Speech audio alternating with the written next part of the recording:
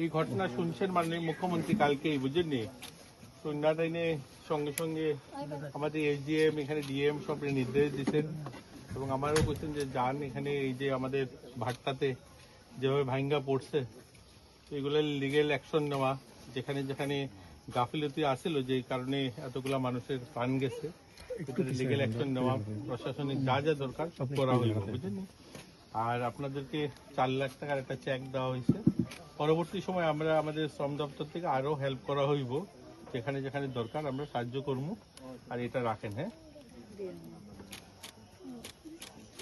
বুঝেনি? মানুষ তো আমরা দিতে পারতাম, মানুষ বুঝেনি।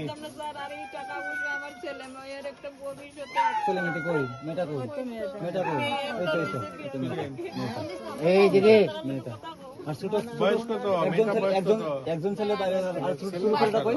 ওইটা 22 বছর। ওইটা আমার